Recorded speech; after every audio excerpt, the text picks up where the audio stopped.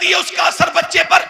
अरे अब तो मेडिकल साइंस इस बात को वेरीफाई कर चुका है कि जो माँ पेट के अंदर से शुरू हो जाता है असर, यानी बच्चा जो भी माँ करती है बच्चे के ऊपर उसका असर होता है। यानी वो खाने पीने उठने बैठने सोने जागने का पेट के बच्चे पर असर होता है। ध्यान दे रहे हैं मेरी बात पर? नहीं। अब जब प्रेग्नेंट मूवमेंट में हालत हमल में औरत डॉक्टर के पास जाती है तो डॉक्टर उसको कहता है कि तुमने गुस्सा नहीं करना है। अच्छा ठीक है। अच्छा वो कहता है तुम ये चाहती हो कि तुम्हारा बच्चा थोड़ा ताकतवर बन जाए तो आपने सेब खाना है, आपने जो है बादाम खाना है, आप विटामिन डी बनाना चाहती हो तो आपने संतरा खाना है, आपने अमरूद खाना है, बच्चे को खूबसूरत बनाना चाहती हो तो आपने अपने हमल के दौरान आपने अनार खाना है। मुझे बताएं अगर अल्लाह का बनाया हुआ सेब संतरा अनार और बादाम अल्लाह माँ खाए तो बच्चे पे असर हो जाए तो क्या अल्लाह का कुरान माँ पढ़ेगी तो बच्चे पे असर नहीं होगा?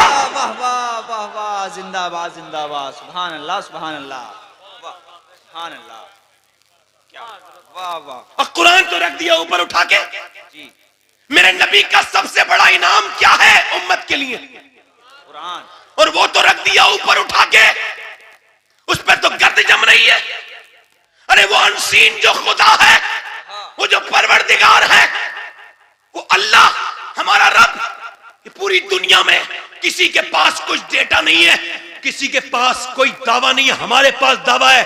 अल्लाह फरमाता है ये पूरा का पूरा कुरान ये मेरा है, एक एक लफ्ज मेरा है। और सुनो वो शुरू कैसे करता है, ज़ालिकल किताबुल ला रैब फीह। इतना मनफी अंदाज में उसने कुरान शुरू किया, कहता है ये किताब है, इसमें कोई शक की गुंजाइश नहीं। जो कि सुनो अगर बंदा 100 बार भी गलती करे तो बंदा ही रहता है, मगर खुदा एक बार भी अगर गलती करे तो खुदा नहीं रहता। ये वो कुरान है जिसमें शक की कोई गुंजाइश नहीं। जी बहुत खूब। दुनिया परेशान है और आज ये कुरान ऊपर रख दिया। औरतें कब पढ़ती है कुरान? उन्हें वक्त का है। अब तो खुल के लोग ये सोच रहे हैं किसी तरह से अजाब आ जाए। देखो मेरी तकरीर को मजाक ना समझना, मैं ना मजाक करता हूं ना मजाक को पसंद करता हूं हर वक्त में। समझ आ रही नहीं आ रही आपको? अपने आप की अपनी जिंदगी को तब्दील कीजिए। मैं क्या कह रहा हूं, ये जो खुल के आप गुनाह करते हैं, ये उलमा बैठे हैं, हमारे मुफ्ती उमर साहब हैं, ये हमारे मुफ्ती साहब बैठे हैं, ये सब लोगों से पूछ लीजिए गुनाह वो होता है जो छुप के गुनाह किया जाए, और जो खुल के किया जाए वो गुनाह नहीं रहता, फिर वो बगावत हो जाती है, वो भी अल्लाह के साथ हो जाती है। अपने घर में बैठ के अपनी बीवी के साथ बहनों बच्चों के साथ एक बेगैरत फिल्में देख रहा है, वो अल्लाह के अजाब को दावत दे रहा है। कहां है? कैसे बच्चे पनपेंगे भाई? बच्चों के आपको पता है मौलवी अपने माँ बाप के फरमाबरदार होते हैं? 99% होते हैं कि नहीं होते हैं? उलमा होते नहीं होते हैं? क्यों? इमाम गजाली कहते हैं इस वजह से कि जब बच्चा तुम्हारी गोद में आए ना, आप तजर्बा करना, मैंने तजर्बा किया है, कहते हैं जब बच्चा बोलना शुरू करे ना हल्का हल्का, तो उसको गोद में लेके बाप को चाहिए और माँ को चाहिए। उस बाप जो है ना अपने बेटे से कहे अल्लाह अल्लाह अल्लाह, कहो बेटा अल्लाह अल्लाह अल्लाह अल्लाह। अब बेटा रिस्पॉन्स करता है अब्बा अब्बा अब्बा अब्बा। बाप कह रहा है अल्लाह अल्लाह अल्लाह, बेटा कह रहे अब्बा। इमाम गजाली कहते हैं वो कहता थोड़ी है, उससे अल्लाह कहलवाता है, देख तूने इसे मेरा नाम सिखाया है, मैंने इसे तेरा नाम सिखा दिया है। वाह वाह वाह वाह वाह, सुभान अल्लाह, जिंदाबाद जिंदाबाद, बहुत खूब। तूने इसे मेरा नाम सिखाया, मैंने इसको तेरा नाम सिखा दिया। जितना बाप दीनदार, बाप जब नमाज को जाएगा तो बच्चे पीछे पीछे नहीं जाएंगे? जाएंगे कि नहीं जाएंगे बोलो? अब बाप में मियां बीबी में अंदर में झगड़ा हो रहा है, कोई मसला जो है ना वो बाकी बचे ही नहीं है, अब वो झगड़े हो रहे हैं, ये हो रहा है वो हो रहा है, बच्चा बाप को गाली देता देख रहा है, वो माँ को मार रहा है, बच्चे के अंदर पैदा हो रहा है मानने का मादा। गालियां या तो बच्चा घर से सीखता है या पड़ोस से सीखता है, अब गालियां सिखाई जा रही हैं। बच्चे, आपको बच्चों की कोई फिक्र है कि नहीं? अब तो माज़अल्लाह 3-3 साल के बच्चे को स्कूल भेजा जा रहा है, रोता हुआ बच्चा जाता है और रोता हुआ ही वापस आता है। ये बताओ 3 साल का बच्चा कौन सा इंजीनियर बन जाएगा? 3 साल के बच्चे को, ये इंटरनेशनल साजिश है जिसमें मुसलमान के अलावा और भी कौमें आ गई, मगर मुसलमान इस वक्त खास तौर से इसकी जद में है। आपकी मर्जी है 3 साल के बच्चों को भेजना मत भेजना पढ़ने, मगर मैं तो बता के जा रहा हूं इस वजह से कि मेरा हक अदा हो जाएगा। 3 साल के बच्चा रोता हुआ जाता है, रोता हुआ आता है, एक तो उसका बचपन बर्बाद हो गया और दूसरी चीज यह है कि 3 साल का बच्चा क्या समझेगा। अब इस औरत ने तो उसे भेज दिया कि मेरे ऊपर से ये बोझ कटा, मेरे पास से फंद कटा, चला गया। अब ये मोबाइल देखने बैठ गई, चुगलियां करने बैठ गई, दुनिया भर की बातें।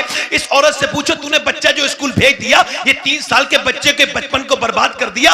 अगर अल्लाह तुझे बांझ कर दे तो क्या होगा बता? अगर तेरे बच्चे मर जाएं तो क्या होगा? फिर रोती फिरेगी। अल्लाह ने नेमत दी है तो उसे संभाल नहीं रही है, उसे सुधार नहीं रही है, उसे भेज दिया स्कूल में। अब 3 साल के बच्चे की लैट्रीन कोई और धुला रहा है स्कूल में। जब वो लैट्रीन धुलाते हैं तो अपना मजहब भी सिखाते हैं। अब हुनूद के स्कूलों में मुसलमान बच्चे पत्थरों के सामने हाथ जोड़ के खड़े हैं, जाके देख लो, उनकी प्रार्थनाएं हो रही हैं। लोग समझ नहीं पा रहे। अरे ये बताओ, अकीदा ही खत्म हो जाएगा तो बचेगा क्या?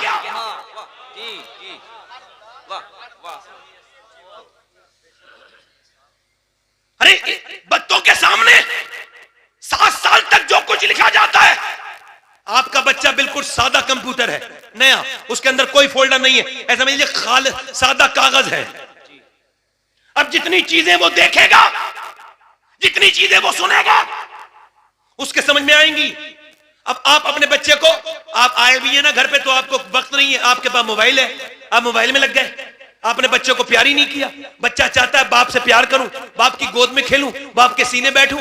और ये मोबाइल चलाने वालों को क्या पता कि जब बाप थक के आता है और ये बच्चे जब आके अपने बाप से चिपटते हैं और सीने पे बैठते हैं, तो बाप चाहे कितना भी थका हुआ हो, मगर सारी थकान दूर हो जाती है।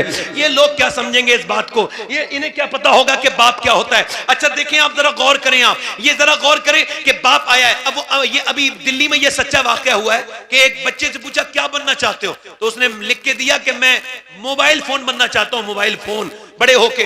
तो उसे लेडी थी, वो लेडी कोई औरत थी, वो उसकी जो प्रिंसिपल थी, उसने पूछा कि उसने फीमेल प्रिंसिपल थी, उसने पूछा बेटे ये तू क्यों ऐसा कह रहे, तू बड़े होके मोबाइल बनना चाहता है? तो छोटा सा बच्चा था 4-5 साल का, कहने लगा इस वजह से मेरे माँ बाप मुझसे प्यार नहीं करते, मेरा बाप मोबाइल देखता रहता है, अम्मी भी मोबाइल देखती रहती हैं, तो मैं सोचता हूँ बड़े होके मोबाइल बन जाऊं तो कम से कम मेरे माँ बाप मुझसे प्यार तो करेंगे। ये कह के बच्चा रोने लगा कि मेरे माँ बाप मुझे गोद में नहीं लेते। आपको पता है जो बच्चे डाकू बनते हैं, कातिल बनते हैं, सफाक बनते हैं, रैजन बनते हैं, चोर बनते हैं, जेब कतरे बनते हैं, ये कौन बच्चे होते हैं आपको पता है? इस पे हार्वर्ड ने रिसर्च किया और तकरीबन 60 साल रिसर्च किया, फिर उन्होंने ये बात मेंशन की, लिखा, वो कहते हैं वो बच्चे जो रोते रहते, उनके माँ बाप उन्हें प्यार नहीं देते, तो वो बच्चे डकैत बन जाते हैं, चोर बन जाते हैं। लोग उनसे कहते हैं रहम करो, वो कहते हैं मेरे माँ बाप ने मुझसे रहम ही नहीं किया, अब तवज्जो करो। अभी अब हमारे यहाँ कोई बच्चा, बच्चों की परवरिश पे तकरीर कर रहा हूं, समझ आ रही है आपके? नहीं आ रही?